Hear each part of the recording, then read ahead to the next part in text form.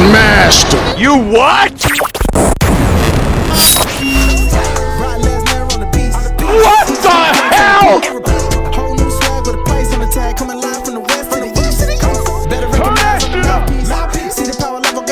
I get no bitches.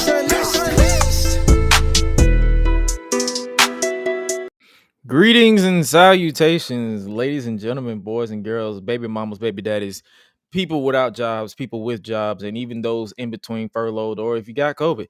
What is going on? You are listening to your boy and your sis for returning for the very first time in I think a month or two. Gosh, forever. It's been a minute. I've been on break, but it is what it is. You know this is your destination of chaos, ladies and gentlemen. It is your purveyor of mischief, Gresh, joined once again by the Queen of Rebels, Suela the Bandit, Hey, y'all. and this is the GRESH Unleashed podcast. You know, the place where we talk the talk, we walk the walk, and we don't care about the outcome because. We're a bunch of smart, educated assholes. Yeah, be like that. But it's been a minute since we've seen the Queen of Rebels. Catch everybody up to speed of what's been going on in your life. Okay, so before we even do it, I'm so happy y'all just don't even know. Okay, first of all, let's talk about WrestleMania. I got a chance to do that. That was so much fun. I had a blast. Oh my god, I'm still like, I'm a little starstruck, just a little bit, because I saw almost everybody from all the people I saw watching when I was a kid to now. So I was pretty much happy about that. I did get a chance to see Roman. I got a chance to meet him too, so that was fun, which shocked me because I'm like, I'm at work. I was like, I mean, I can say, hey, you know what I'm saying? I can speak because, you know, we all trying to eat our food. I'm not going to bombard nobody. Wait, you met them while they was eating?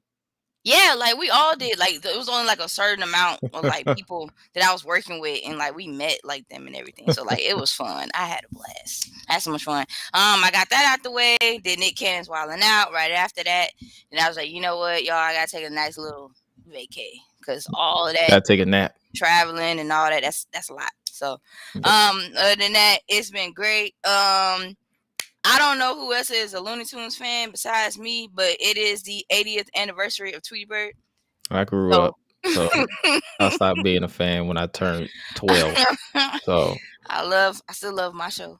Sorry, it can't relate. Comes out of me. The kid in me still comes out. Let's see. I can't relate. I got a chance to see Doctor Strange. That was a pretty good movie. Oh yeah, I saw it for free. It was great. It was great. I want to say maybe I did finish Bel Air finally. Oh God, it's gonna be forever. Let's hope it's a season 2 because you know. Yes, I hope so. The slap might change that. You know, the slap that people still talking about to this day. Yeah. It's been 40 days and 40 nights and people are still talking about that slap. Like, come on, man. Yeah, y'all, like, come on, get over it. God said on the 7th day, take a rest. It's been 40 days. You should be in the slumber by now. Why are you still talking about it? I can't. But ladies and gentlemen, if you have not already, I got to give a shout out to our Patreon backers, our Patreon pledges. We got some new people that have been popping in and out. I don't know if it's from the podcast or from the main Gresh channel. But if you're over on Patreon, patreon.com/Gresh Digital, thank you for your support and thank you for always doing your thing. And also, speaking of Patreon, we got, because I know you guys will probably try to skip this if you're listening on GreshUnleashed.com tomorrow or whenever you listen to the audio format. You're obviously going to skip past this, but no, don't skip it. We got new episodes of Watch About. They will be coming back soon. I just gotta get some things sorted out with the distribution behind the scenes. Once that is taken care of, then those episodes will be coming back. And also, if you haven't already, while Suela was away, your boy Gresh was out and playing. And I got the vibe because speaking of vibe, I got my boy BDE. Brandon does everything on the podcast. Me and him was two Southern gentlemen is what I like to call it because we were both a bunch of assholes just chilling, and I was more of the asshole. He was the perfect gentleman. I tripped out. But if you have not listened to that interview, it is available now wherever you listen to your podcast, Spotify, Apple Podcasts, and it's on YouTube as well. We talked about Mandy Rose because for those of you who don't know, his channel and his following has been synonymous with Mandy Rose because I guess it became like we talked about it on the show, but it became a meme because he was out here. I guess he liked the post on Mandy's IG, and then his followers just turned into a whole thing. So, Oh God. so it became a meme. It's just like when me and Nikita Lyons for some reason because I had a moment because it caught me off guard. Like having a moment of weakness on her debut, and then ever since people just said, "Oh, hey girls, you checked out Nikita?" No, I did not. The more I see her, the more I'm not interested. The more y'all tag me in her, I don't even care anymore. It's getting it's like I play along, but it's like, bro, for shoot, if you want to talk wrestling terms for shoot, I've seen better. Yeah. Just saying. Whoa. But I'm not about to go out here and just and bash anybody. But Right. yo, if you new around here, make sure you hit that subscribe button if you're on YouTube, or make sure you hit that follow button if you're listening to us on Twitch. If you miss the live stream of anything you're doing, make sure you check us out every Thursday. Well, when we can go live, Thursdays at 9 p.m. Eastern Standard Time, wherever you listen to your wherever YouTube, Facebook. Shout out to my Facebook people because I don't even know y'all still follow me too. Facebook people, shout out to y'all too. Yeah, we got you. We got you covered. Yes, but today indeed. we don't have nobody in the chat because it's been a minute. I'm pretty sure people were like, "Hey, it's been a minute. I gotta get used to y'all. It's been a minute since y'all been back live. Hey, it's not my fault. My bad." But anyway, yo, we might as well go ahead and try to move on with the show. Go ahead and try to. Did you catch Raw? Yeah, I caught Raw. But before we get to Raw, we might as well just go ahead and Y'all see my eyes just talk about this.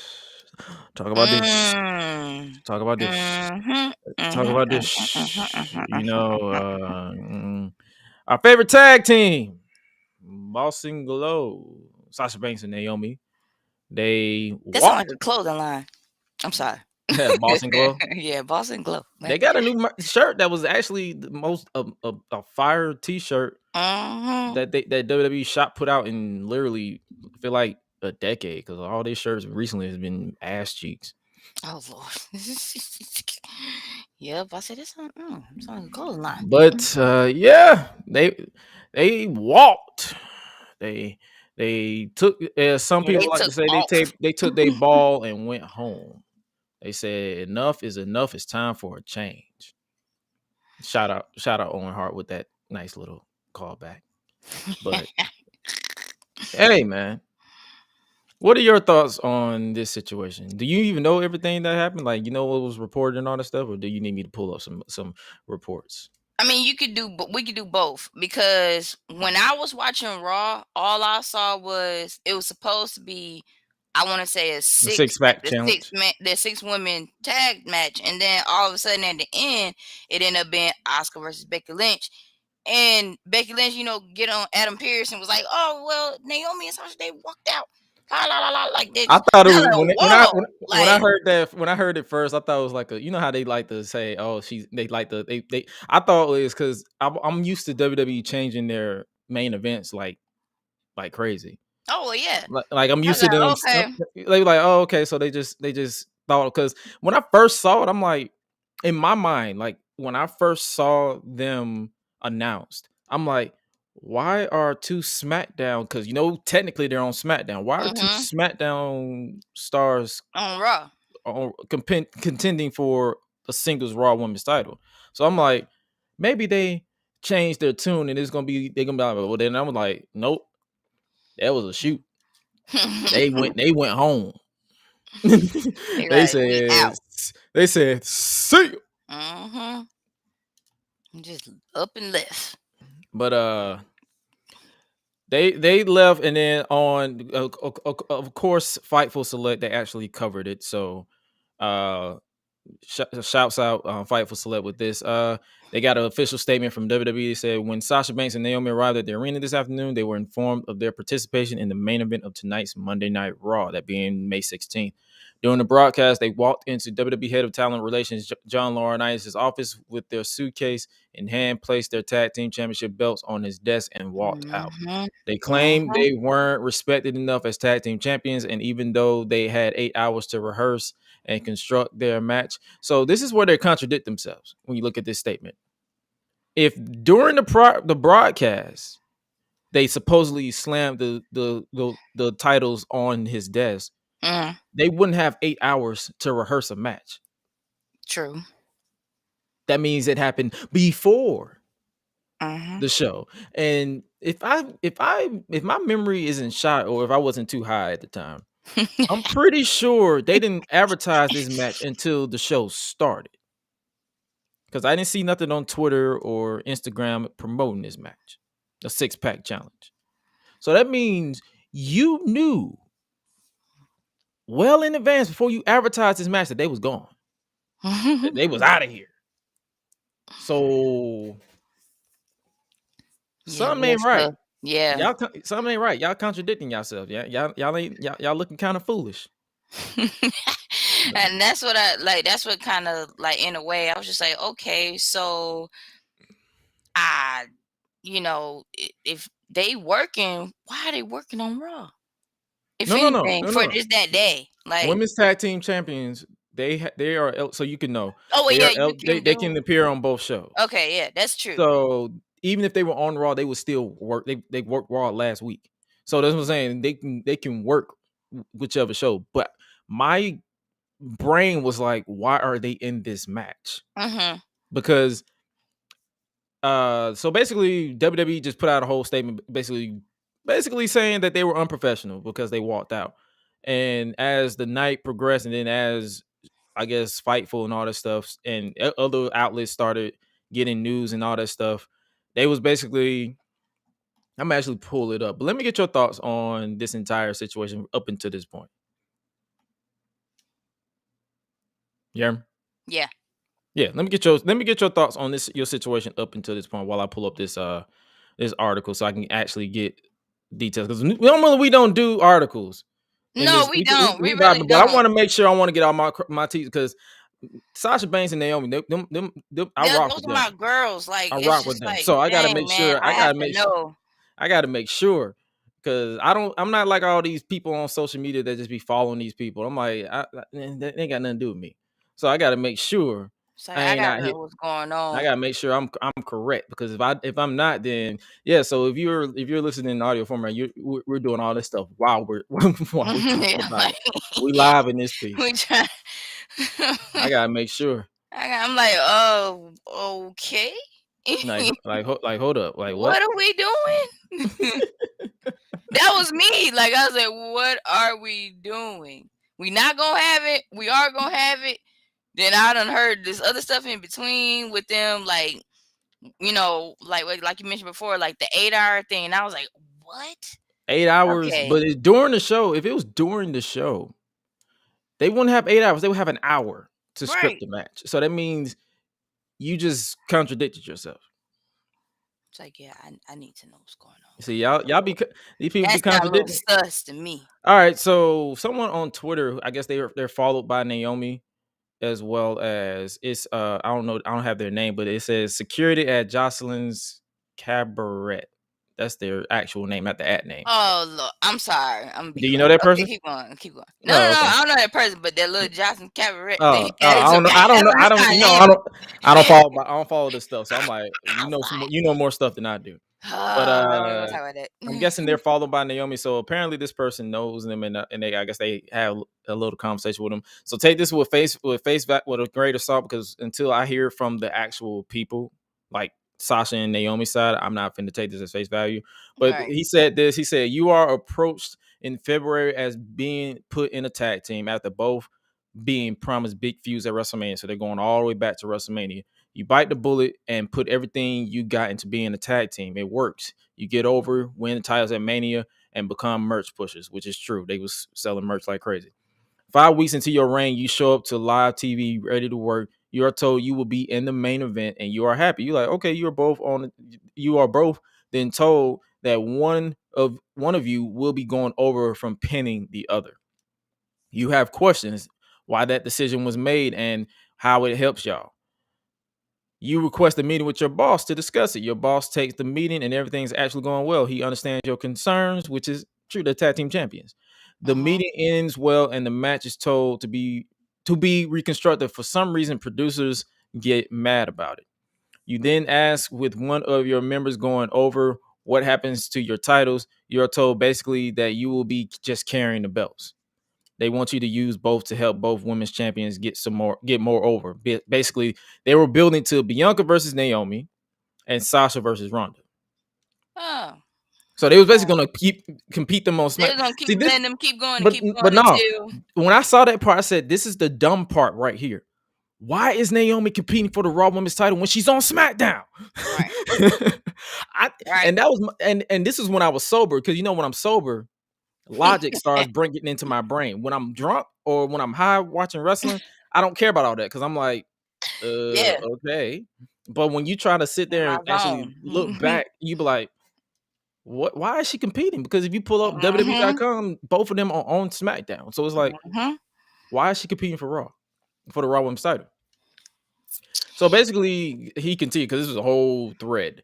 Neither one of you will win the solo title. So basically, you're putting the singles champions over. Like with Bianca, I understand because she just won the title. Ronda, if she would have lost the title, I wouldn't have batted an eye. And you won't defend your tag titles until Money in the Bank. Keep in mind, Money in the Bank is in July. Right. So that means they won't be defending their title all of June. You asked for another meeting with your boss, but this time you are being called spoiled. It was reported that the person who called them spoiled was, of course, the man who is the ultimate dick rider, Bruce Pritchard.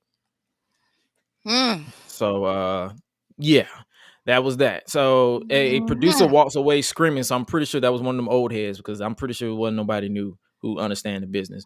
He comes back and tells both of you to fix your attitudes. That sounds like an old head. Yeah, it sounds like an old head. Y'all have a brief meeting amongst yourselves and decide to stand up for yourselves. You go to another boss and make it clear you just have concerns. You ask, why are we even in the match, and why aren't other women in it? I'm going to get to that in just a second because I have a thought on that. You ask why your titles have no stories for 2 months, because they have no story for the rest of this month and into June. So that means July. That means you have 2 months of nothing. You're just carrying a prop. Again, you are met with fix your attitudes. So after one final meeting with yourselves and asking others, you make the ultimate decision as a team. It's sad how one side is trying to create a effed up narrative. And before you jump in this thread, understand I ain't never lied on Trinity Fatu and won't start now. So this is where I'm about to make them sound completely stupid. Not Naomi and Sasha. I'm talking about WWE from a creator's point of view. You have women's tag team champions, right? You have them. You make this promise of them being a part of, like, you're gonna try to rebuild the division, this, that, and the third, and then you go and put them in a 6-pack challenge to determine the number one contender for the Raw Women's Championship. You know who could have been in that match? The Judgment Day's Rhea Ripley and Liv Morgan. They have a feud. They do. The purpose of the Judgment Day is for Edge for his Edge and his followers to be the very best. How would you consider yourself the very best? By becoming the Raw Women's Champion. So what you do, I'm talking slow because apparently being logical or being creative is easily inept when it comes to certain people. When you put those two together, and if you don't even want them, put it this way, they probably don't even want Rhea Ripley or Liv Morgan to win. You can have AJ Styles and Finn Balor get involved on Liv's behalf, and you have Edge and Damian Priest get involved on Rhea Ripley's behalf, and that eliminate them two from the match. And then during the match, you could have the same outcome that you had on Raw. Spoiler alert: Asuka won, defeated Becky Lynch. Oh, you could have still had the six. You. It's like if you would have thought this, you could have had. Just take the time out and you could have legitimately eliminated all of this. It would have been no shitstorm on social media. It wouldn't have been no unprofessionalism because it wouldn't have happened. You would, and then if you wanted to keep Nikki Cross or Nikki ASH and Piper Niven Doudrop in the match, I you could have forgot all easily about had Sasha Banks and Naomi interfere or start a feud with them. that. Right. Because here's how my brain works. You know how this company likes to do first time ever type stuff? Mm-hmm. Have they ever had a women's tag team Hell in a Cell? No, they have not, and that sounds actually pretty smart. Duh! Like, no, for real. Like, when I You think mean about to it, it's tell like, me dang, like, y'all y'all didn't think this through? y'all didn't think this through. You literally could have. It's a long gap between Hell in a Cell and now. You could have legitimately had Sasha, even if the roles were reversed and they just had to have Sasha Banks and Naomi in this, you could have easily pitched them, say, hey, we're gonna have Doudrop and Pipe, and I'm saying like stupid people, Doudrop and Nikki Cross cost you this match, and it's gonna they're gonna attempt to injure one of you, and it's gonna cause a heated feud to go into Hell in a Cell, and we're gonna announce in 2 weeks while you recover the first ever women's tag team championship Hell in a Cell match. Yeah, like, I just literally saved you a whole month of creative for those women's tag team titles. That easy.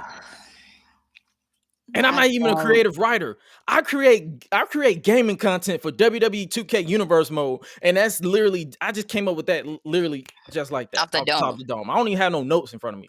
I don't even have a pitch in front of me. I literally just came up with a way for you to do that. Like, And let's do this. Like, let's do this.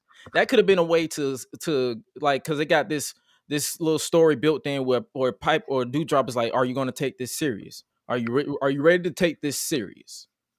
Like, she's trying to hype Nikki Cross up. Hell in a Cell could be the way for her to take it serious. Yep.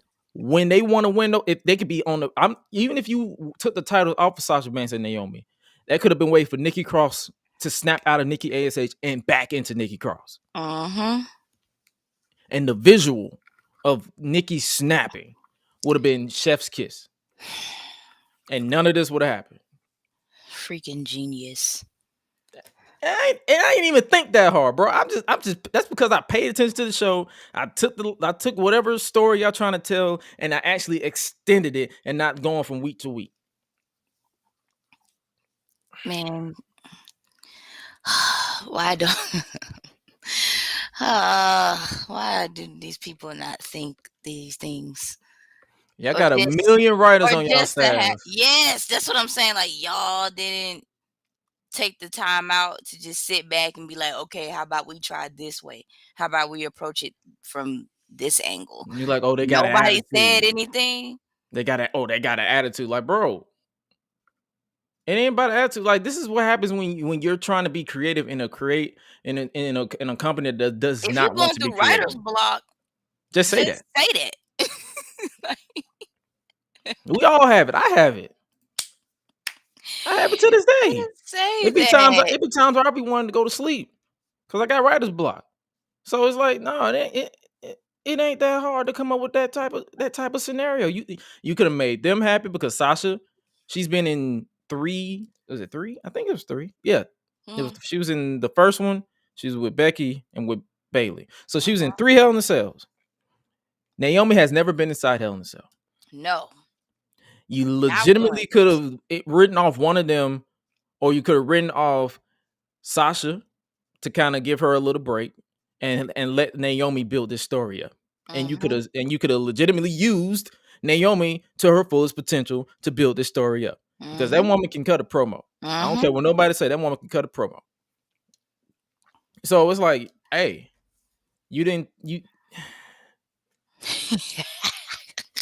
I literally just saved y'all drama. Just talking about it, like, I just literally saved y'all drama. I legitimately just saved y'all drama, dog. Like, just, it's like a huge weight being lifted if somebody would have just said the exact same thing. Like, hey, if you would have thought long term, you'd be like, wait a minute, we've never had a women's tag team title inside Hell in a Cell. Naomi has never been in Hell in a Cell. So let's build this story up to where she's intimidated by stepping in. But Sasha's like, yo, we got this. I got a plan. But there's so many different stories you can tell with this into building to that, to where you could have waited until the final episode of Raw or SmackDown and have Naomi snap, say, let's do it. And then it's a whole lot brawl. And then you could have did the whole cheesy WWE thing where they like to lower the sell to kind of give you a tease or whatever. Yeah. You could have lowered the sell and let's just let them brawl to kind of give you a final tease. Boom, there's your main event. Because let's be real, Roman Reigns ain't gonna be on Hell in a Cell. Nope. That could have been your main event. You could have put Sasha and Naomi inside Hell in a Cell in the main event. You could have finally took the Raw women's the tag team titles serious. Because let's be real, outside of Sasha and Naomi, what has those tag team titles been doing before them? Yeah, on Carmella and Zelina as props. Yeah, really. Because it was at one point where there was no team, because every team broke up because you broke, like, and that's another thing. There's no tag team division. There's legitimately no tag team division. You had Rhea Ripley and Liv Morgan, they broke up. Carmella and Zelina, they broke up. The only team you did have was Nikki, Doudrop, Sasha, and Naomi, and they're all makeshift. And I literally just told you guys how to create a story. In how long have we been live? 26 minutes. Yeah. You talking about scripting a match for 8 hours? I literally just told you how to make everybody really happy. In 20 minutes, actually. Yeah. I just told you how to make everybody happy. Come on now. See, now I want to wrestle, but now I don't. Like, oh no, I tell people this all the time. I'm gonna step in. I'm gonna step in. I want to so bad. But the one thing I always tell people is like, don't do it. Like, cause I told Highlight this. I'm like, if I do make it, my style isn't going to fit WWE. I'm sorry. No, it's not. I just know that for a fact. And it's not because of the politics or nothing behind the scenes. I'm literally too uncensored for it to. Yeah, it's like to really be told what to do. I'll be like, no, I'm good. Okay, you do that. I do what I want. And if I do go, it'll be like, I'm telling you this right now. If WWE put a contract in front of me, it'll literally be for the money. Yeah, like pretty much. Cause but my thing is this, I'm like, y'all should already know this by now. Y'all knew what y'all was gonna get when you put the contract in front of me. Yeah, we shouldn't have to have this conversation. Have you not seen my footage? I've seen you my highlight reel. I've seen you my highlights. If I'm not smoking, I'm taking somebody's head off with a gosh. I'm taking somebody's head off with a knee like, or a lariat. Y'all ain't met me. Like, come on, you should already know by now. I'm not gonna what's up, Card? I see you in the chat. I'm gonna get to your question in just a second. But yeah. Man, I'm trying to tell y'all that's pretty much. But before we move on, we gotta hear, because I know some people was kind of upset with Naomi's former tag team partner, Cameron. What's her real name? Ariane Andrew. Yeah, she was a guest on SE Scoops. Okay, I did not see that. I'm sorry. She was on, and instead of me going for a transcript, I actually just said, how about I pull up the actual interview and see what she says. But this is a courtesy of SE Scoops on YouTube.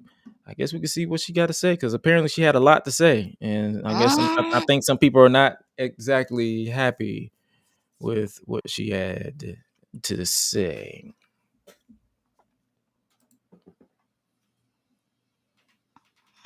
What you got to do here now? That's been a thing. It's like, I know, like I see, but I was like, oh no, she had color. Hello, wrestling fans, and welcome to the show. I am Steve, and the wrestling world is upside down and inside out. I'm going to show you what it's all about, because on today's episode, I have Ariane Andrew with me, formerly known as Cameron of the Funkadactyls. How you doing today?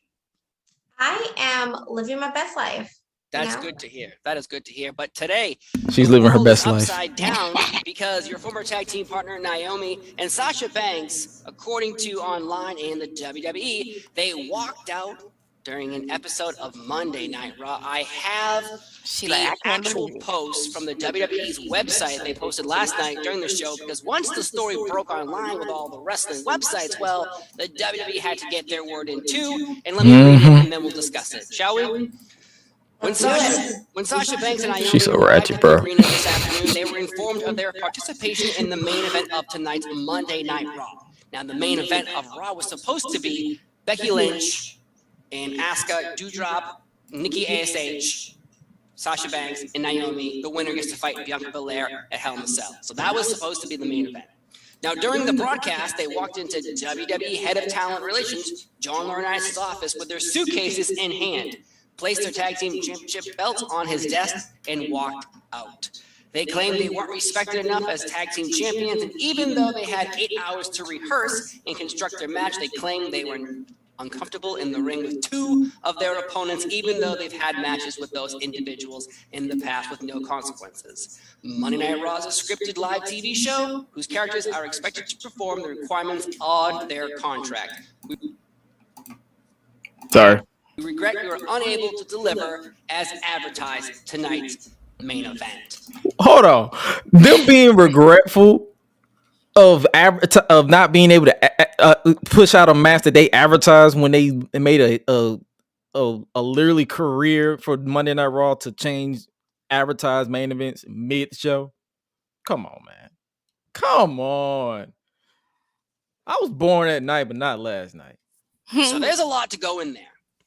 The one big one is they mentioned they were uncomfortable. Sasha Banks and Naomi, they were uncomfortable going in the ring with 2 of the wrestlers, but they've wrestled all the women in that match. So who are they talking about?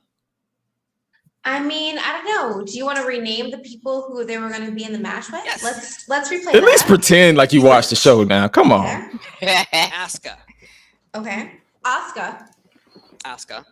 Okay. Nikki, ASH, and Doudrop. So that's the 4 women, and apparently out of those 4, 2 of them are the reason that Sasha Banks and Naomi felt uncomfortable. Now, this is from WWE.com. We do not know Sasha Banks and Naomi's story. All we're getting online is random wrestling websites who sometimes are right, sometimes are wrong on information. So I'm not going to ever report what they say because I'm not sure if that's true. The company is saying that the women have had an issue with 2 of the wrestlers. Who could they be? So I'm going to drop some tea right now. Oh, God. Where's your tea? What's the tea? Right here. What's the tea? That's Red Bull. Red Bull. I'm gonna switch this up on you. He like become like the person chilling. I'm going to become the host. Okay. What are your thoughts about Naomi and Sasha having the titles but not having a storyline?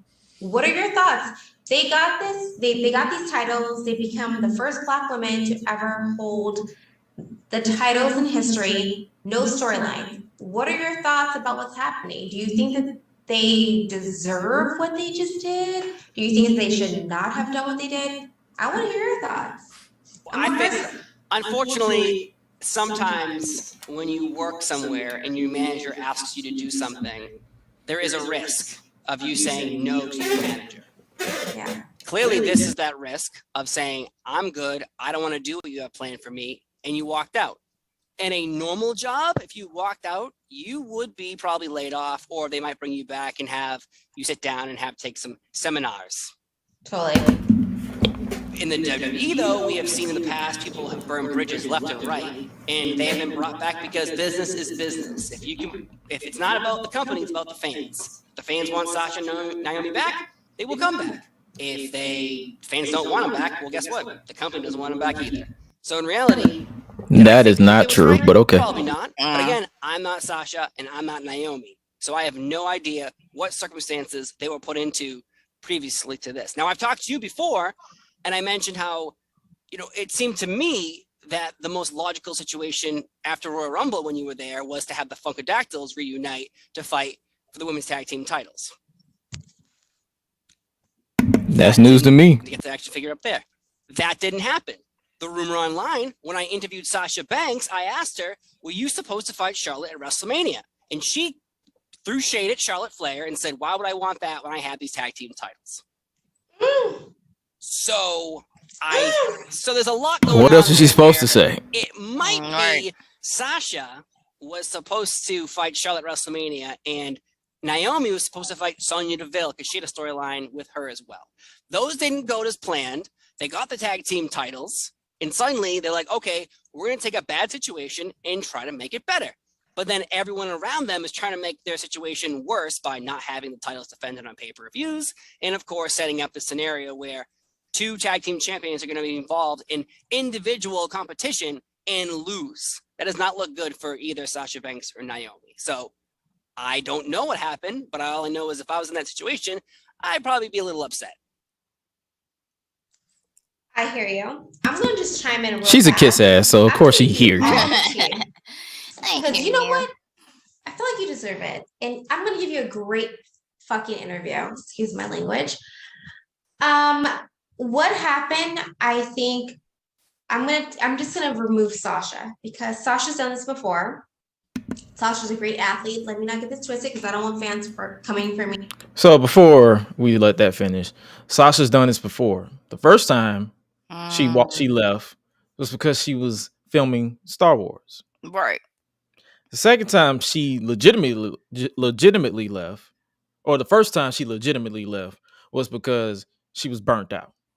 She wanted her release. And Vince said, no, we're going to send you home. If you watch the WWE Evil, or if you watch the Stone Cold podcast. I watched a little bit of it, but I'm going to watch the whole thing. I'm talking about if you didn't even have to watch all that. If you watch the Stone Cold podcast. With the Broken Skull session? Yeah, she said it. She I was burnt out. She needed a break. So to throw that in her face because she took a mental health break, whoever is throwing that in her face, with all due disrespect, fuck you. Right. But the second time she left was because of Star Wars. She had to film The Mandalorian. So she's only walked out twice. Once was because she was burnt out, and the second time because of a legitimate obligation.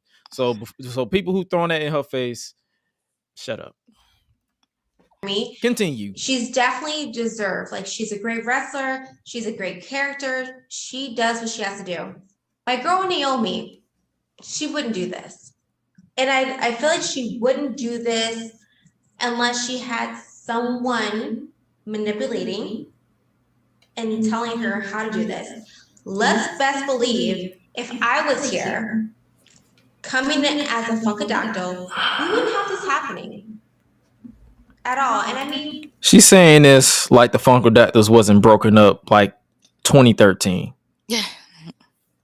The Funkadactyls haven't been relevant since 2013. Since she left, there was Team Bad. Yeah. There was Naomi on her own. Yeah. There was Sasha Banks on her own. And then we got the reunion of Team Bad.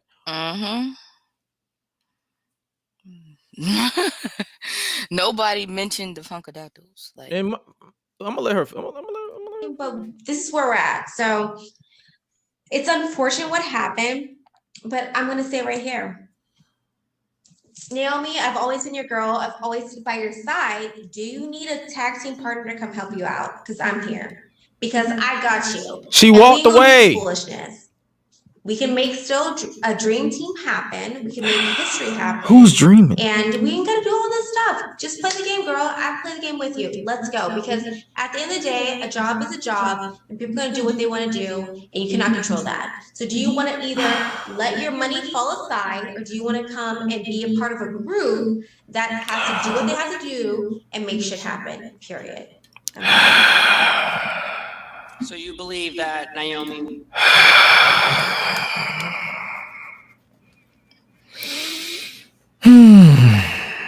Now I remember why I never liked her.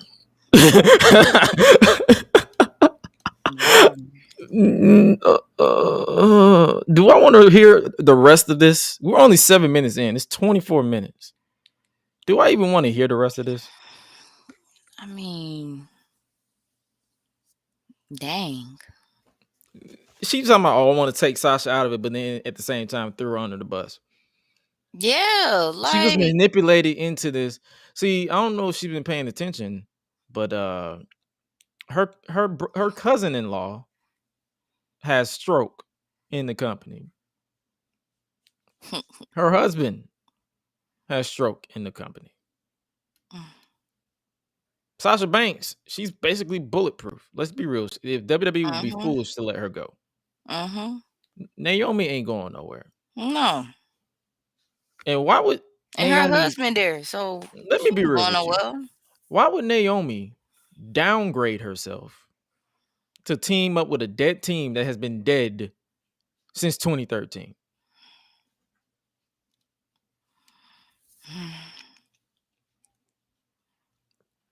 Like, that's crazy. That's she there, her husband there, her cousin my question is there. this. Well, She no, ain't going nowhere. let's rewind this a little bit. She said she was manipulated. We're not gonna act like Naomi is not a grown ass woman. Right. This woman cannot be manipulated. You can suggest something. Right. But you don't know. This is what I'm saying. This is a lot of people talking from the outside. I'm not even listening to the rest of this fucking interview because it's stupid. But it's people listening. It's people giving their opinions from the outside in and not giving their full. They're not getting the full story. The reason why I don't jump down the throat because I don't. If you listen to, remember when it was a rumor going around that Sasha Banks and Bayley threw the title belts on the floor and started crying at WrestleMania. Yeah. That was false. That was proven to be false. Sasha Banks said it was false. Bayley said it was false. They actually turned it into they turned it into like an inside joke, Sasha Banks and Bayley, when they was doing the golden role models gimmick over the pandemic. So before you try to assume that someone was manipulated, how about you get the full story and actually pay attention to the product? Like, you supposed to be like, if anything, if that's your girl, you should be like calling her up and be like, yo, you good?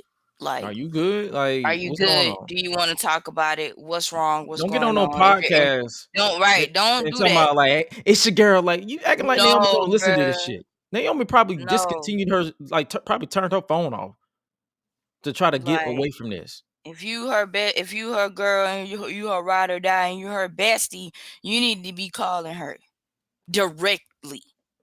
Exactly. Like that. No, man. That was 7 minutes into that interview. I'm like, I can't even watch the rest of it because it's stupid. It's stupid.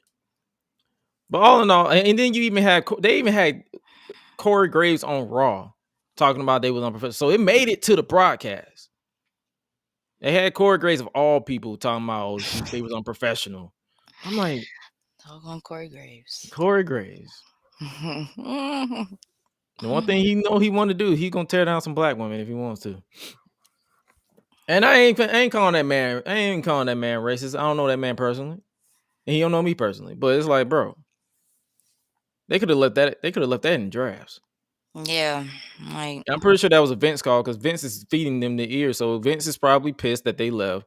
Hopefully they figure it out because I'm pretty sure they're not finna fire him. Because let's be completely honest with you. If they fire Sasha Banks, the fans is gonna have a riot. Nah, we're gonna see the return of Mercedes.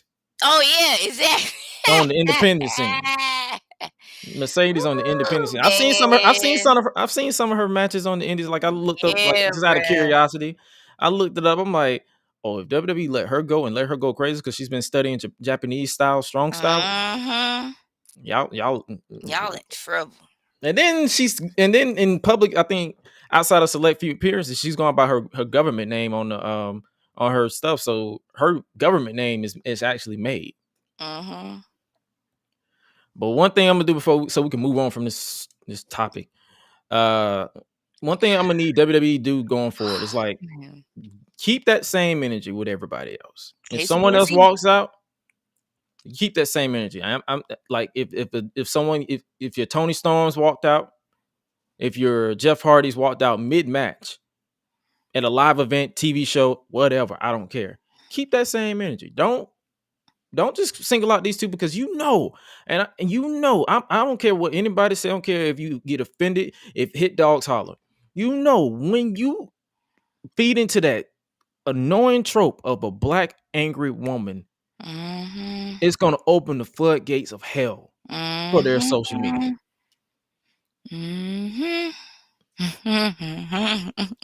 Don't. I'm like, y'all should learn that by now. Out of every time that y'all try to keep shit private, y'all don't want to. Y'all trying to keep everything close to the chest. But the moment that the news got out that Sasha Banks and Naomi up and walked out, oh, y'all want to make it a big deal. Y'all want to turn it into a storyline. Y'all want to turn it into Stone Cold Steve Austin walking out in 2002 all over again. You see the difference between them and Stone Cold? They still cheer Stone Cold. Yep. You got these rednecks, neck beard people who, and I can say whatever I want because not every one of y'all can whoop me. So I'm gonna say whatever I want. But you got all these people trying to talk all this talk and talk down on these people, calling Naomi monkeys and all that shit on social media. I dare you to say that shit in my face. That's what I'm saying. Because my block and my mute button, it works. It works wonders. Yes. I don't care who you are. You can be. Just you can have a MO. You can have a blue check mark. You can have one follower. I block everybody the same. Everybody, it's an equal opportunity blocked. And it's equal. And if you say some of that shit in my face around me, it's an equal opportunity to ass whooping because I'll slap you in your mouth like your mama should have did. Man, the disrespect, man. It's like, dang, like, what is wrong with y'all? I answer that question, everything. Let me just say that. Everything. Let's move on. Let's move on. Did you actually watch the show? What, Raw? Yeah. See, I said that. What, Raw? I mean, I watched majority of it, but then I had to realize something. It's funny because I actually watched this on not Sunday. I actually did watch it Monday. And when I watched it, I was like, okay, wait a minute. Why am I watching the same episode today? Like, I watched this yesterday. Like, it was just so funny. I was like, man, I already done seen this already. I know who won, blah, blah, blah. Yeah, we know I the do result. kind of like the fact that Omos and Bobby Lashley like win against each other. That was okay. But I'm like, all right, you want him in a steel cage? Okay, cool. That ending, though, did make Omos look kind of goofy. Yeah. When he slammed it through the cage and then Lashley just rolled over. I'm like, if this was 2003 with Kane and RVD, Eric Bischoff would have ran out and restarted the whole match. See, that's what I'm saying. That's what I'm saying. When you have the misfortune of being a longtime fan and you remember stuff, you got to learn how to turn that off because their logic is never continuing. No, it's not. It's really not. Oh, and Cedric Alexander, like, that even tripped me out. I'm like, he getting in people's business, and that's why he got his ass. Yeah, like, I'm like, this man here, like, please go sit down. Then nobody, even when he came out there the first time and talked to MVP, and I was like, yo, like, why are you even out here? You got to keep him on. Gotta keep him on TV. And also, speedy recovery to Shelton Benjamin. He's actually out injured. What? He actually put it on Twitter. Shelton's out injured. That's why he's not involved in this. I'm pretty sure he'd probably be involved in this in some way, shape, or form. But yeah, he's out injured. So he'll be out for a minute. Okay. See, I ain't know that either. See, he put it on Twitter. So, and when you follow a lot of wrestling accounts, they like these tweets. And even though I don't follow Shelton, I still see tweets. So, but Bobby Lashley again defeated Omos.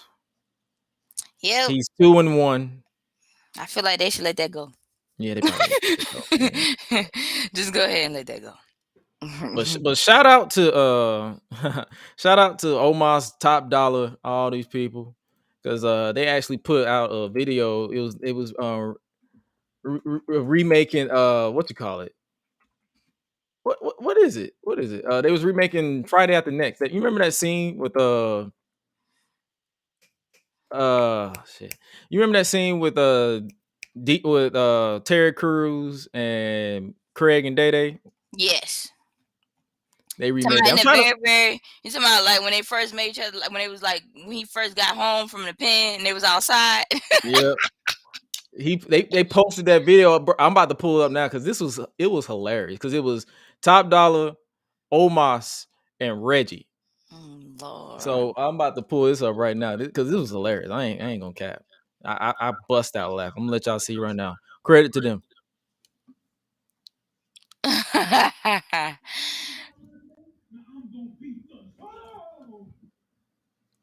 Man. Got out last night. I had a dream about that fool last night.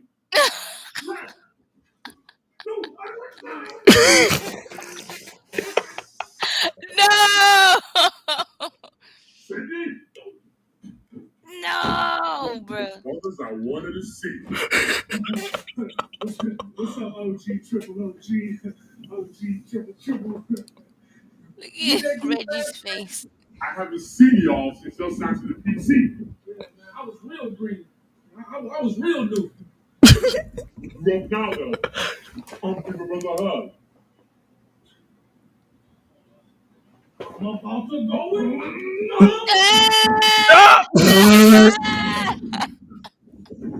Why he rubbing his dress like that? Come on. Dang. Fred. Come on, Freddie. Damn. No, man. Top Dollar is not a short dude. No.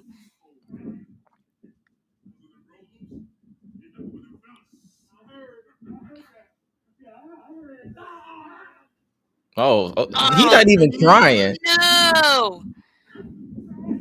He's not even trying.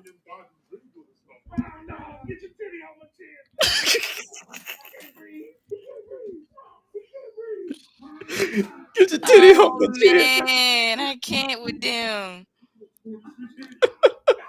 Oh my gosh.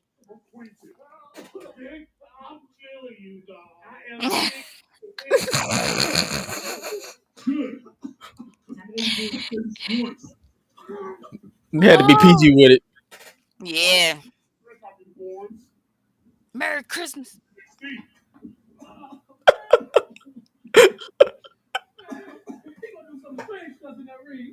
Nah, he probably do some strange to you.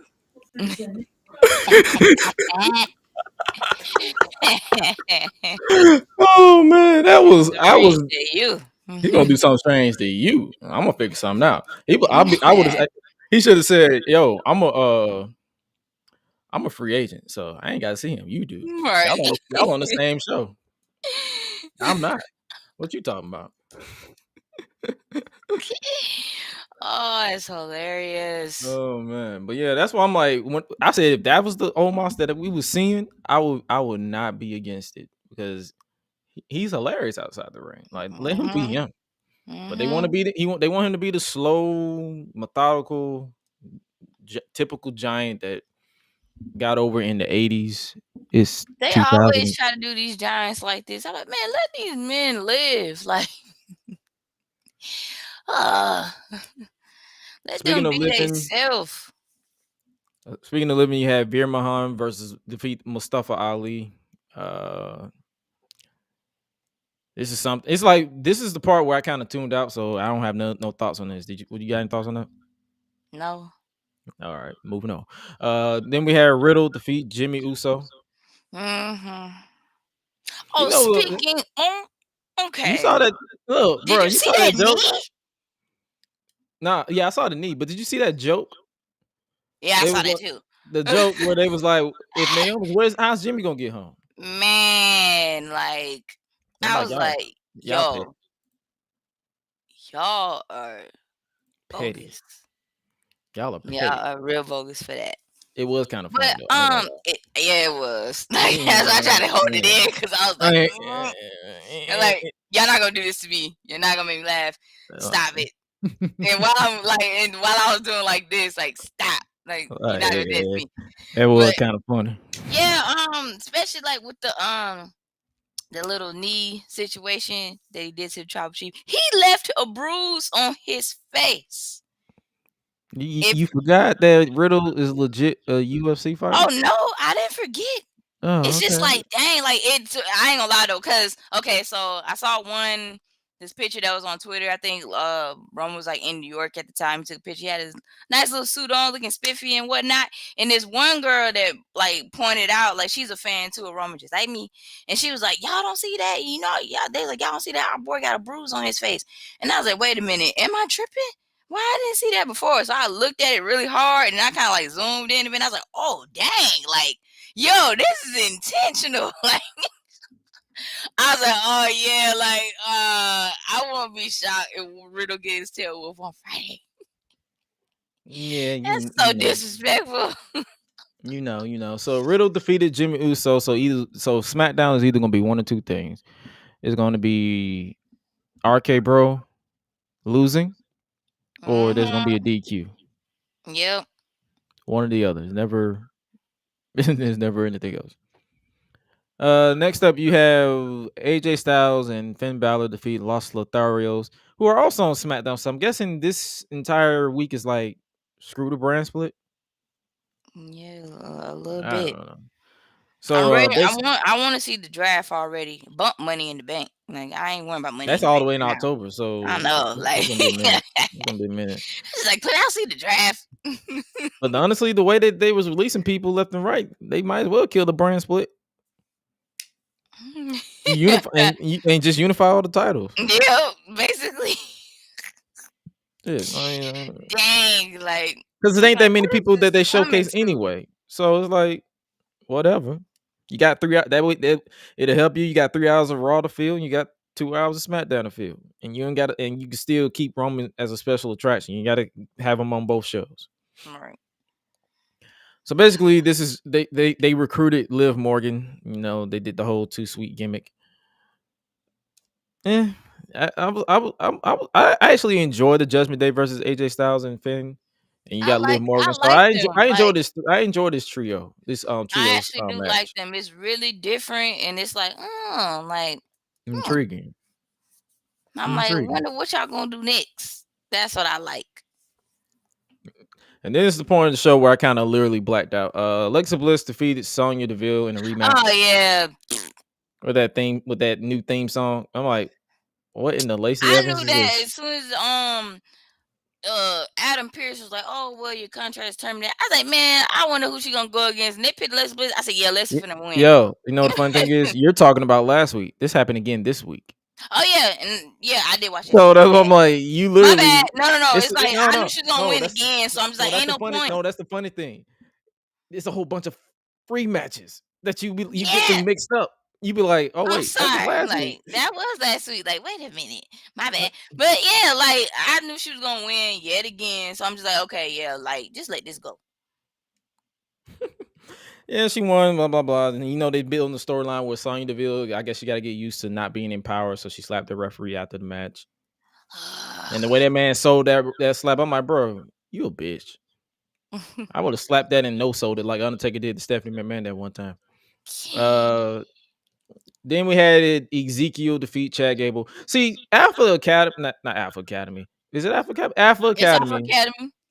I'm about to say American Alpha, but Alpha Academy and Kevin Owens, I love this storyline. Yeah, because Kevin Owens is great. Yeah, he's like, bro, this is Elias. What you talking about, Ezekiel? He's like, you're dumb. I'm like, y'all don't know that. And then in the main event, you had Asuka defeat Becky Lynch with the green mist to earn the opportunity for the Raw Women's title. Do you think they're going to convert it into a triple threat on Raw? Maybe, because you know Becky gonna probably complain. Yeah, because of the whole green mist thing. I'm just waiting on it. I know it's gonna happen. Did you watch NXT 2.0 this week? Half of it. You didn't really miss much. It started off with a banger. I was about to say Carmelo Hayes. Carmelo Hayes and Trick Williams lost to Solo Sikoa and Cameron Grimes. Cameron Grimes. They're teasing Solo getting the winner of the Grimes and Hayes match in they're facing off at NXT Takeover. NXT in your house, and then they're going to face Solo in the future. Cool. And then they continued the women's breakout tournament. What did you think? What are your thoughts on this whole women's breakout tournament from a woman's point of view?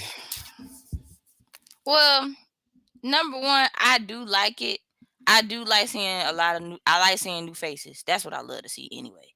I feel like it's some stuff that I want to say it could have been more exciting, but at the same time, I do like it, like for real, because it's like, okay, like let me see some new people, like go ahead and battle out, for crying out loud. Like it's not gonna like make me like deter away from the TV, because at first I was like watching it for a little bit and I was like, okay, let me like this ain't gonna hit me. And then I came back and I was like, you know what, this is not actually that bad.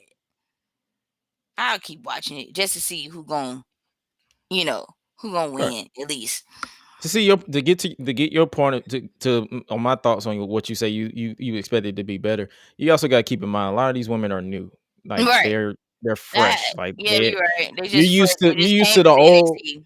you're used to black and gold NXT where they got some indie wrestlers who actually knew how to script a match on their own and they got free reign. Whereas now NXT 2.0 is completely gutted from indies. I think the only person I know that's probably been on the indies is Carmelo Hayes, Solo Sikoa, and Cameron Grimes. Those are the only three that I know that's left that's been on the indies. So if they haven't scratched them completely, they're limited. Oh, and also Roderick Strong Yeah, and my bad. I forgot Wesley. about him. I forgot. I did. Everybody did.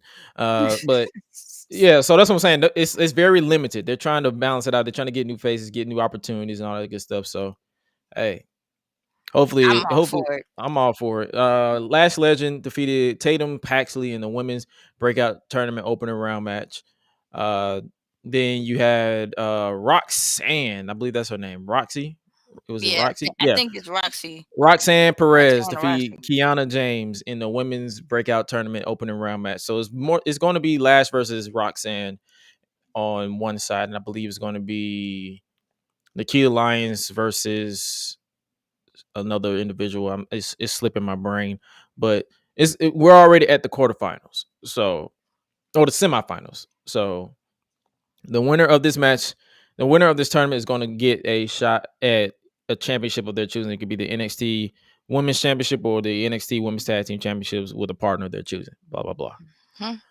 Then we get this. This is the part where I kind of blacked out completely because they're still continuing the Braun Breaker and Joe Gacy feud, and Joe Gacy sucks. I'm sorry. He bores me. Yeah. He bores me to tears. All right. Can we move on now? That's why I said the entire time. I was just like, can we move on? Let's move on. Let's move on. This was me literally watching everything that Joe Gacy was talking about. I'm like, what are you talking about? I was watching the movie the other day too. I'm like, what are you talking about, dude? Well, basically, they're building. Is at NXT in your house is going to be Breaker versus Gacy, and if Breaker, I guess if he loses his temper, get disqualified, he loses the title. I hope that Breaker wins, and let's just move on from this feud because I don't care.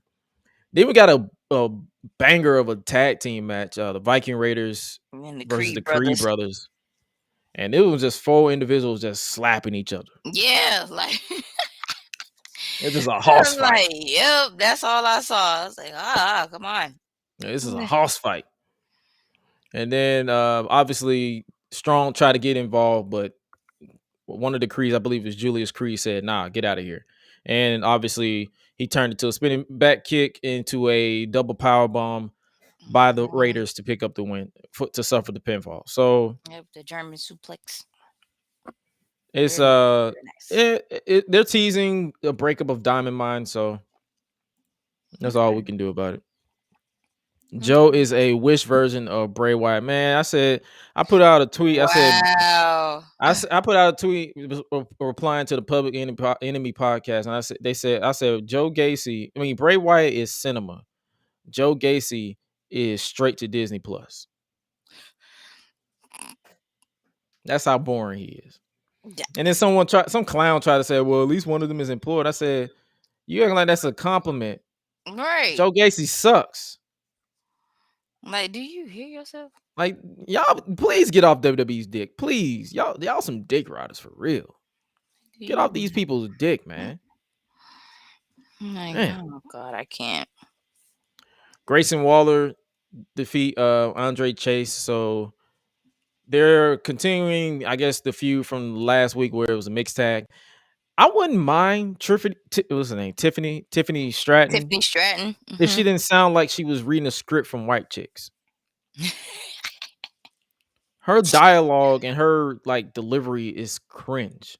And not in an annoying way. Yeah. Not in an annoying way to where you like, oh, I want to see her get her ass. Well, it's an annoying way. Like, I'm just going to ignore this entire segment until it's over. Yeah, Or like completely skip it when I watch it on demand. That's how bad she is to me. I'm like, yeah, you gotta work on that, friend. She looks like Trish Stratus. That's what She they're going for. does. That's what they're going for. But when she talks, I remember that it's not Trish Stratus. Yeah, like completely threw me off guard. Like, Daddy, I'm like, yeah, like no, don't do that. No, Like, please don't do that, man. It's scaring me. You're throwing me off. It sounds like Scaring when you close your me. eyes, you think you're talking to a child. And speaking of child, apparently they hired a high schooler. One of the newest women wrestlers is literally is graduating from high school next week. What? Yeah. They had a whole promo about her debuting or coming soon or whatever. And I'm like, oh my God. Is NXT superstars getting younger? Though? I'm like, are y'all getting younger? I'm about to say if they try to sexualize this kid, I'm turning it off because that's where I draw the line. I do not fantasize or want to look at kids in any type of way because they're all about the looks now. It ain't about just the wrestling. It's like about the looks. I'm like, I'm not about to look at a high schooler. What are you talking about? Right, but that's what threw me. Like that's another thing too. I was like, when y'all do that? She's graduating next week, but it's like, okay, now she's finna be in college, but still, she's practically 18. Practically 18, and y'all just I don't know. I'm like, this is dang, different. where was this back then? I'm like, this is new, Right? and not in a good way, because I'm like, yeah, like it's like, yeah, this ain't right. I don't know. Let that girl be 18. Let her graduate. Let her go. Well, she gonna do both. They're gonna let her take her classes and she's gonna train at the same time. She's basically gonna go to school in Orlando. Oh, Lord. I'm like, good luck with that. Right, next up we get Wesley versus Nathan Frazier. It ends in a no contest because Von Wagner interfered. I guess because he got this woman. I think her name is Sophia Cromwell, whatever name they gave her. She's basically a model. And every time someone looks at her, Von Wagner interferes in the match. That's basically the MO now. I'm guessing they're unofficially an on-air duo. I'm guessing they're trying to recreate Rusev and Lana. But not in a good way because it's Von Wagner. Von Wagner bores me. You can't wait to see what they do with Gable Steveson. He's basically going to be the Black Kurt Angle.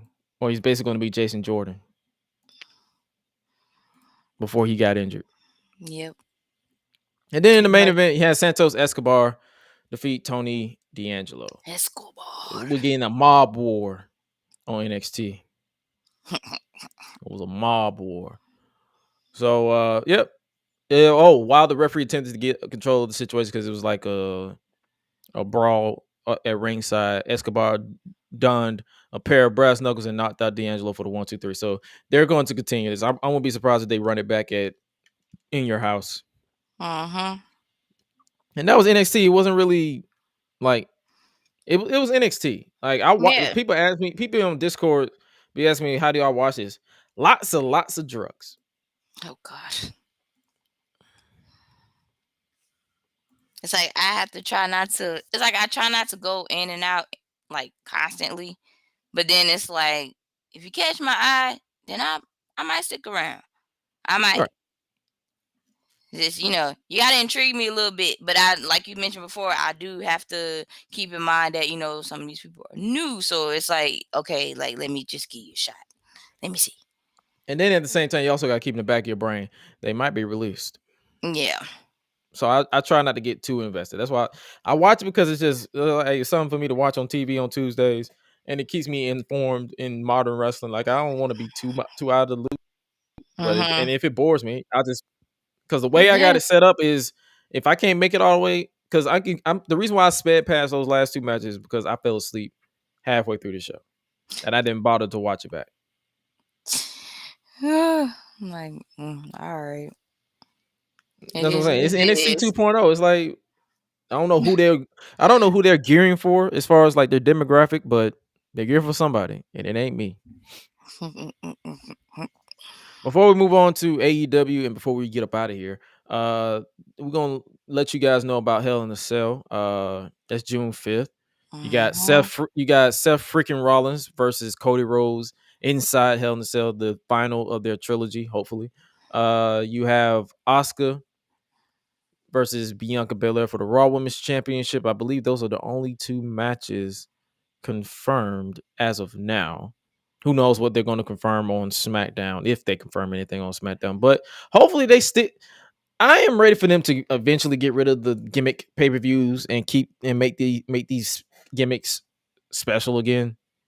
They can keep Yeah, that money. would They be can keep nice. money in the bank. They can keep money in the bank because it's a big deal. But like Hell in the Cell, Extreme Rules, Elimination Chamber. I don't even think they do Elimination Yeah, Chamber no I don't more. even think yeah, that's what I'm saying. But Like, yeah, I don't even Elimination think they Chamber, do like them. all these gimmicks, make them a special attraction. Like, have Elimination Chamber at Survivor Series or something. At least that'll flip it up. Mm-hmm.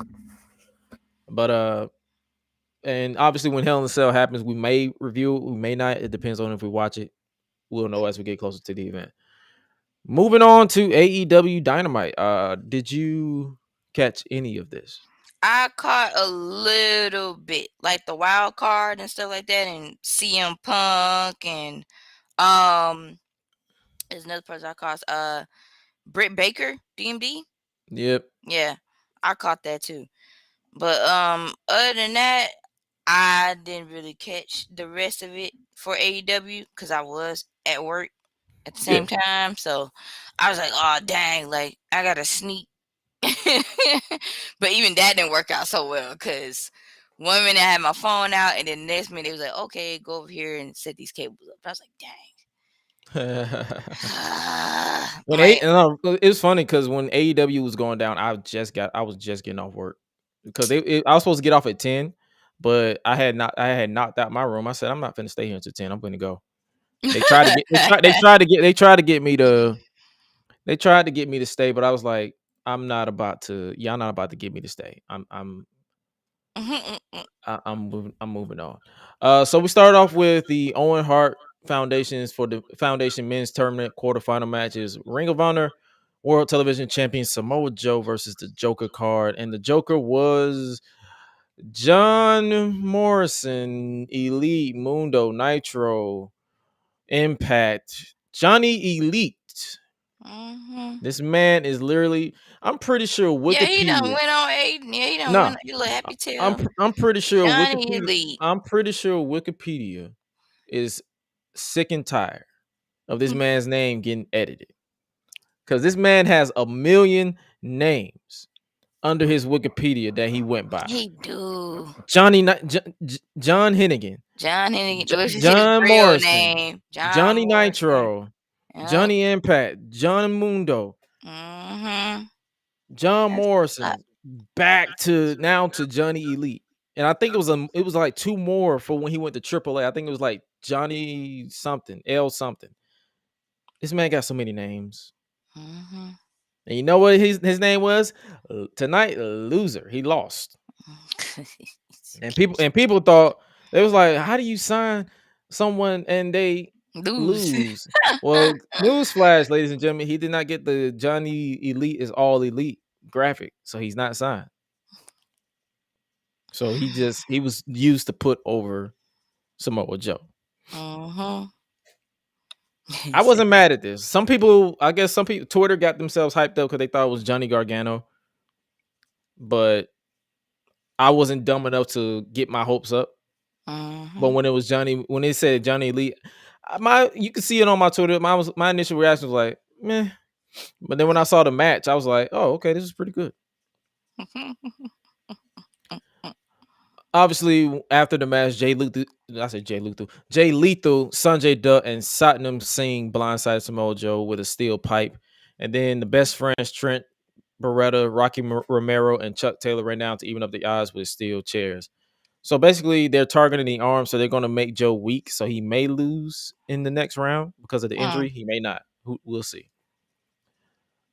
So because the winner of the Ray Phoenix and Kyle O'Reilly match faced Samoa Joe.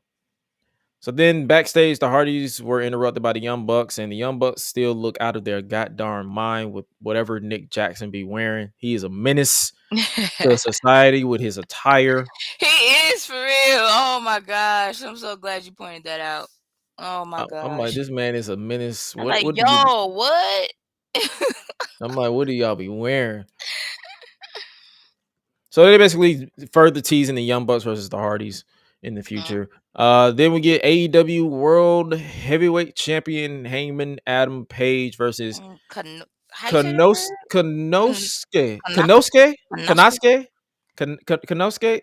Okay, let's not butcher his man's name. I want to be respectful. Takashita. Let's just say Takashita. I'm gonna just say KT. That's what I'm gonna say. KT. KT. Because but I'm gonna need people. I'm gonna need people to show me some footage of this man. Like I'm not familiar with him at all. And when I put out something like, can somebody catch me up to speed? Because I don't know who this man is, but he's good.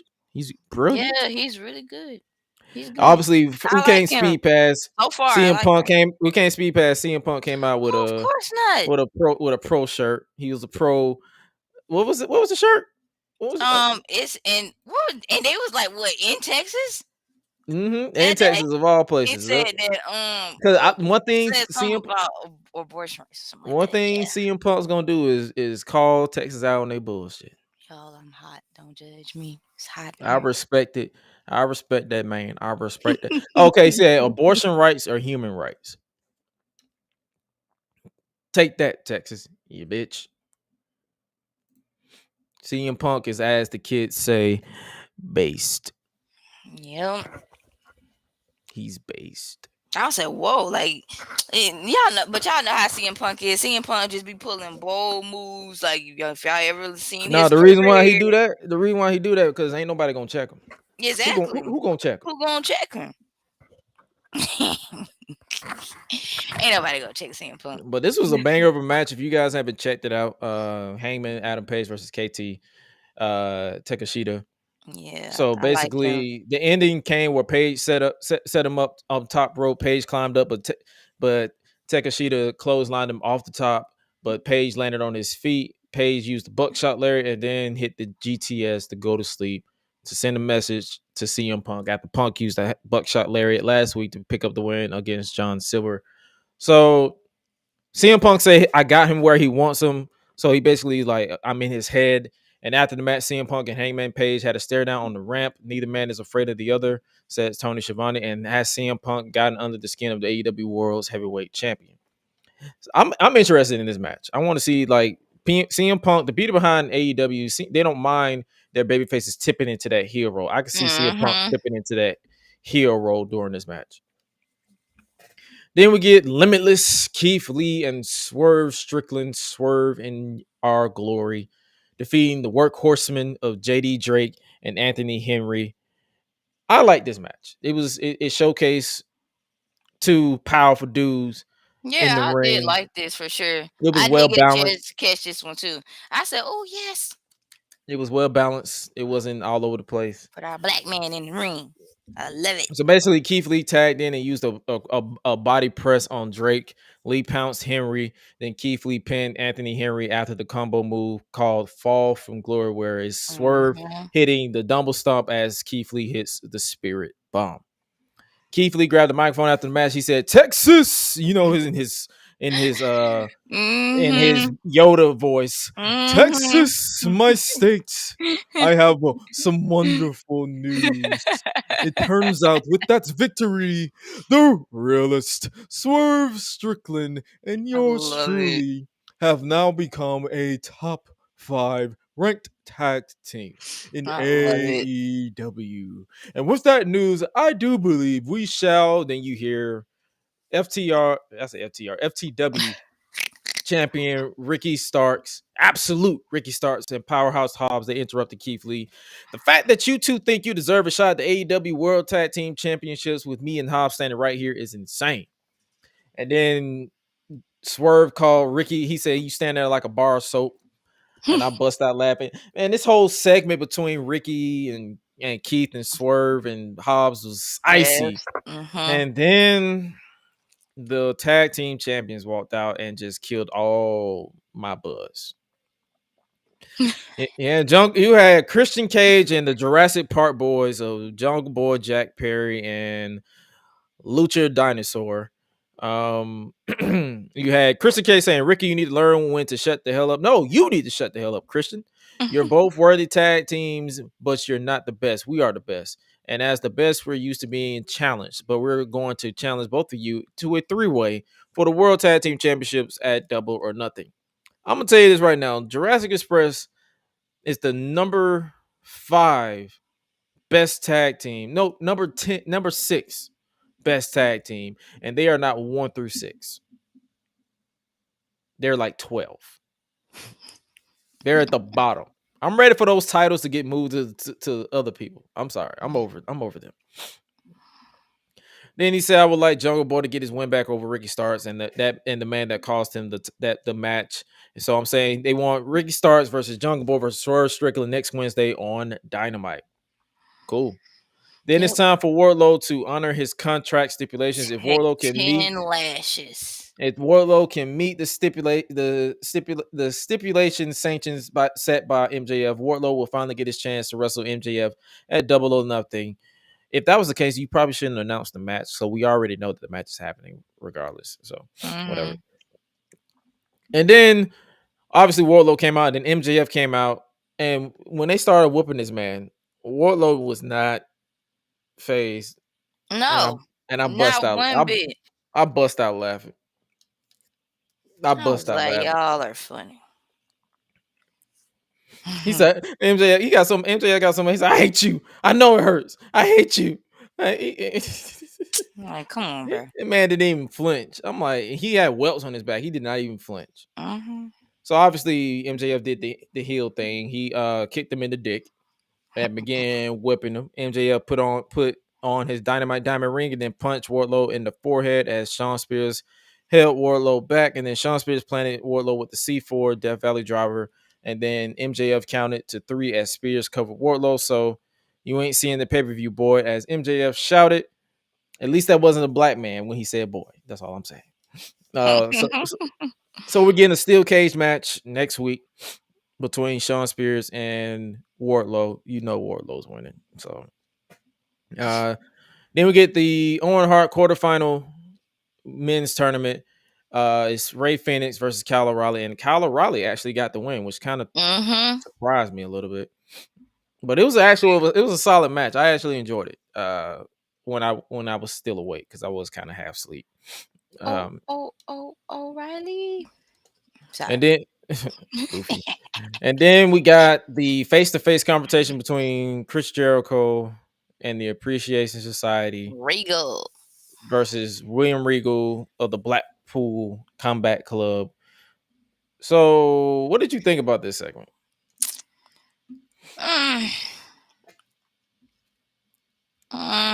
Be honest. It was longer. It was long than what it needed to be. Yeah, I can see that. It felt like when William Regal started talking, I didn't know where he was going. I'm like, where are you going with this? But then it's William Regal, so I can't really brush him off. I like to listen to William Regal talk. So it's like, because he said, Chris, since 1997, when I first met you, I've had to listen to your whiny. So please be quiet. You may be right, and you hit a few truths there about my past. And he went on and basically said he stuck Chris Jericho's toothbrush up his ass. Did he just imply that Chris Jericho and I guess Daniel Garcia brushed their teeth with his shit? Hey, who knows? What?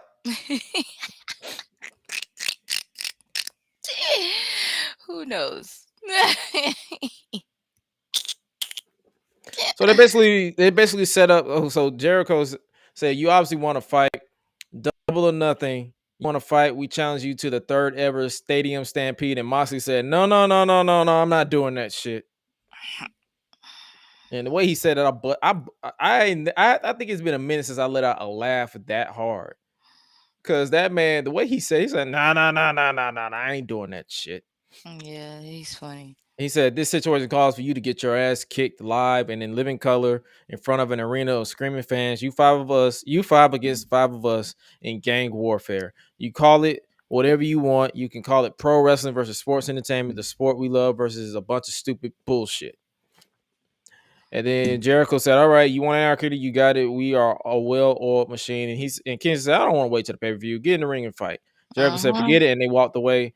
So they're basically teasing that the baby faces can't get along because Blackpool Combat Club don't really like they would like Kingston and Danielson. They got into a little shoving match, so it's like they still got some beef. They got to squash. Yeah, they don't like each other. I like this little callback that they didn't ignore that they had beef in the past. So I like stuff like that.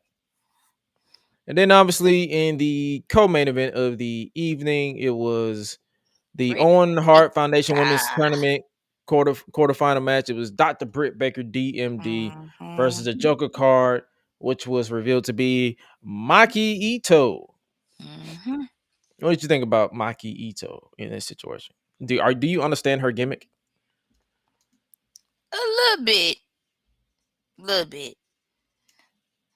I actually think she's cool. In a way. I smiled when she popped up, but I ain't gonna lie to you. If I was like, I kind of, as soon as she walked out, I'm like, yep, Britt is definitely like that's what got winning. me to. Yeah, I was like, yeah, Britt gonna win. Like when she did that, I was like, dang. I'm like, oh, yep, she's losing, and that made it predictable. And I kind of hate when shit is predictable, but it is what it is, man. It is what it is. So obviously Britt Baker won, of course, and it's going to be Britt Baker versus Toni Storm in the next round. Then we get in the ring. We actually get 3 women's segments in one show. It threw me off. Or 4, because you had the backstage interview with Chris Statlander and Red Velvet, who still sucks with her delivery. I don't know what it is. Whenever she talks, I get bored. She's probably nervous. I don't know what it is. I get it. I understand. Some people probably you get nervous, but I'm like, but when she talk, I'm like, oh my god, can you make it seem like you're not reading dialogue? Nervous. Because she makes it seem like she's reading dialogue and not really talking from the heart. So but obviously, Tony. You guys just that, but you did mention that it's completely off. I was like, dang, I didn't know they was gonna come out here. Like I didn't know they gonna do this too. Yeah, because we got Tony Schiavone in the ring, and he was interrupted by Serena Deeb. What did you think about this promo? Honestly, you blacked out. I did watch it. Yeah, I did black out. I watched it because Jeff Hardy, but I did black out. You blacked out during that promo? Yeah. Listen, okay, I'm gonna read you what she said. She said, "I'm so sick of hearing you talk, Tony. I heard what you said last week. You said that I couldn't beat Thunder Rosa at Double or Nothing. Congratulations, Tony. After all your years in the business, in one short interview, you made yourself a complete idiot." Speaking of idiots, there were other people who had a lot to say last week. Dustin Rhodes, I invite you to come to the ring. Dustin Rhodes obviously comes out. Just the man I've been waiting for. I heard what you said last week, Dustin, and you're just as much of an idiot as Schiavone. I respect you, Dustin, but you are Thunder Rosa's coach. Dustin, you know my trials and tribulations. Why did you say I couldn't beat Thunder Rosa? You don't have the balls to answer me. And when I beat Thunder Rosa and become the AEW Women's World Champion, you will respect me. Listen, Serena Deeb, what she said, I believe her. but giving her a live mic was not it. Her tone and her delivery fits in the menacing presence of a pre-tape backstage segment where there's multiple takes. There could be multiple. It's like, I don't know if it was nerves. I don't know what it was, because it felt off to where I just said, where is this going? And did it really need to include Dustin? Did it? Like, you have all those questions. Shots. That's what I'm saying. I'm like, did it really need to, like, you could have just, and then she attacked Thunder Rosa with the title belt that Thunder Rosa saw her pick up. So I'm like, the whole segment was just awkward. Shade. And then so they basically, that was used to further set up the women's. The build hasn't been my cup of tea, but I'm pretty sure the match is going to slap at the pay-per-view. So then obviously in the main event, you got the Owen Hart Men's Foundation. The Foundation Men's. Yep. So Adam Cole versus Jeff Hardy, and Adam Cole actually assaulted Jeff Hardy from behind during the entrance. So I was like, Adam Cole's winning. I was like, dang, dude, like, come on, Jeff, pay attention. And then Jeff Hardy jumped. Well, he couldn't because he was doing his entrance. Jeff Hardy jumped off the ring apron and collided into Adam. So basically, it was a back and forth. And then they actually did a moment. I think it was a whisper in the wind into a super kick by Adam Cole. And I'm like, I'm pretty sure Jeff Hardy's body is like, man, sit the fuck down. Because it looked brutal and awkward at the same time. I'm like, ooh. Like, why are you still getting up? So Jeff Hardy jumped off the top rope, but Cole rocked Hardy with a thrust kick. That's what I was talking about, the whisper in the ring. Adam Cole dropped the knee pad and tried to lower the boom, but Jeff Hardy countered with a stunner. The twist. It was basically the twist of fate stunner that he, but I guess they're just gonna call it the stunner now. Jeff Hardy climbed to the top rope and attempted the swanton bomb, but Adam Cole dodged it. Adam Cole then lowered the boom, which was the last shot in WWE for those who don't know, and nailed Jeff Hardy with the knee strike. And Adam Cole covered Jeff Hardy and scored the pin, which I was like, oh, okay. We're getting Adam Cole versus the winner of Kyle O'Reilly and Samoa Joe. That's interesting. I wouldn't be surprised if they put Joe over. I wouldn't be. If they put the other guy in, I'm gonna be like, little interesting, a little bit. Then we get Matt Hardy and Jeff Hardy confronted Cole, but then the Bucks got in the ring, and as the Bucks distracted the Hardys, Cole blindsided Jeff and Hardy and Matt. And then Sting and Darby Allin. Well, scratch this. Darby Allin ran down. Sting took his time. He was just like, all right, I'm not running. To even up the odds. But then Kyle O'Reilly and Bobby Fish sprint down. And then Sting bunked Kyle O'Reilly with a steel chair. He literally said, boom. Because he tried to hit him with a chair and he no-sold it. But obviously, the Young Bucks super kick Sting, and the Undisputed Elite ganged up on Sting, smashing his leg in between the chair. And it was, oh my God, we're out of time. So the whole chaos just ended the show. What did you think about Dynamite? From what you saw? I did like Dynamite. I did like it. I liked it. I like it. I agree. I liked it too. I wasn't against it. I'm actually slick ready for Dark Side of the Ring to come back.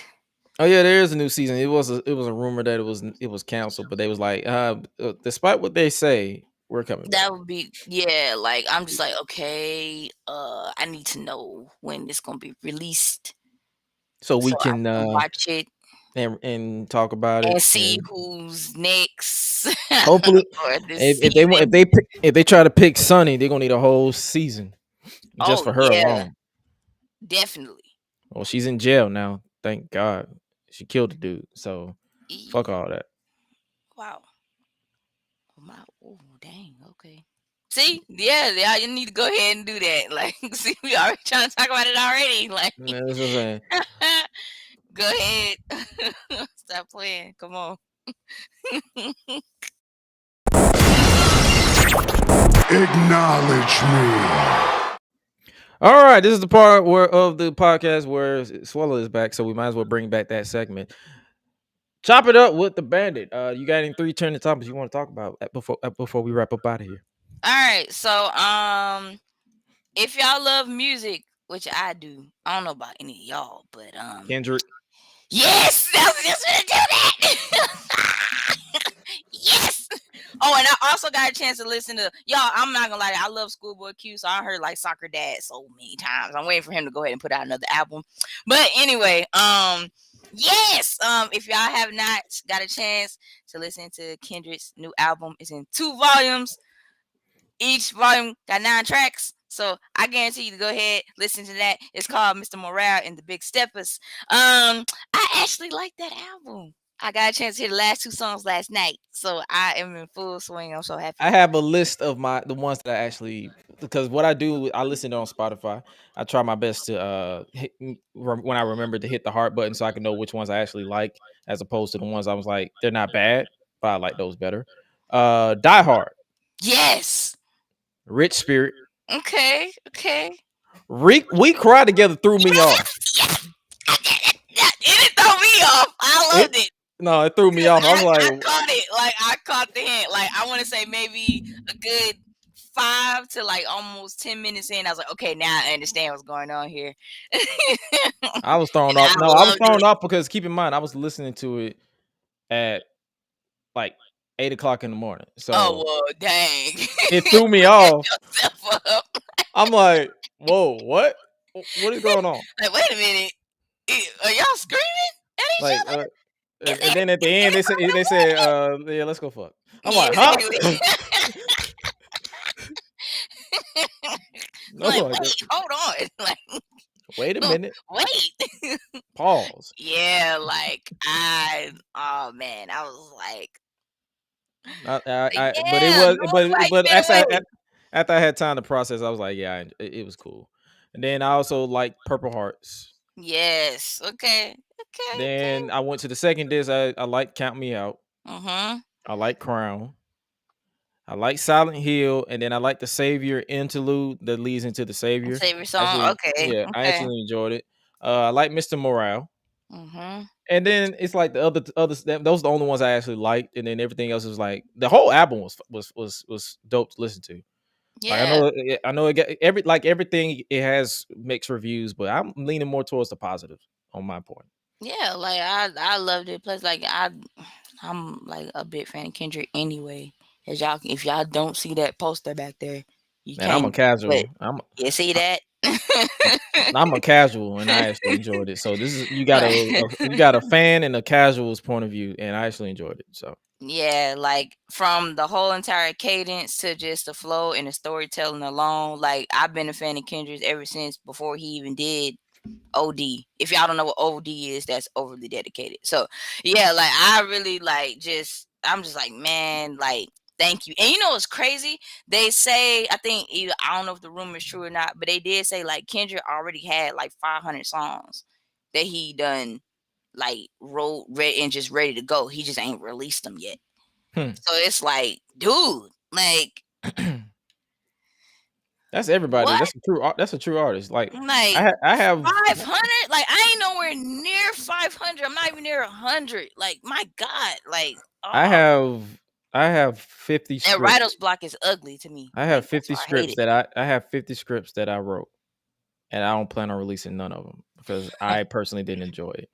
It's like that's the creative in you, but it's like I didn't personally enjoy it, but I'm also leaving it open to where if I want to bring it in the future, I'll do it. Okay. So that's an artist. That's just a true artist. If you don't have, I tell people all the time, if you don't have rough drafts, you're not a true artist. Yeah, that's true. Very, very true. Very true. What's next for us? But he is going on tour too, so he'll be coming down here like in July. I think July 30th he'll be in Atlanta, State Farm Arena. Tiana Taylor's touring this year too. It's some other stuff too going on. Did I? Gosh, I'm about to have writer's block yet again. I did get a chance to catch up on Halo, which is a great show. I like it so far. All right.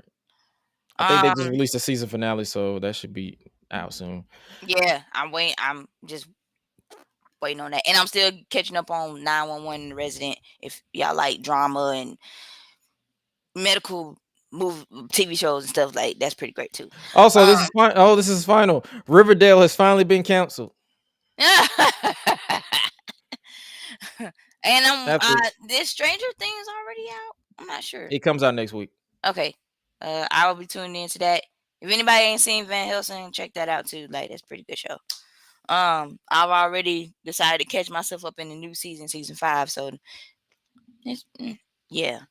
Like, All right. So 2 out of 3 ain't bad, but yo, it's been a chill episode of the GRESH Unleashed podcast. If you guys are new around here, make sure you hit that. Make sure you hit all the links that you can possibly. You can support the podcast over on Patreon, patreon.com/GRESH Digital. You can follow us on Instagram at GRESH Unleashed, where I pretty much post random memes. I'm trying to get more into it, so you'll see me post random memes like I did with Sting bunking the hell out of Kyle O'Reilly. I posted that just because I was like, shit for shits and giggles. You can also follow us on Facebook as well as Twitch, all at GRESH Unleashed, as well as follow us on Twitter at GRESH Unleashed. You can also follow both of us respectfully. You can follow me on all my links, solo.to/Gresh, while you also subscribe to this YouTube channel. And you can also hit her up at Suela the Bandit 3 on Twitter. And what was your IG again?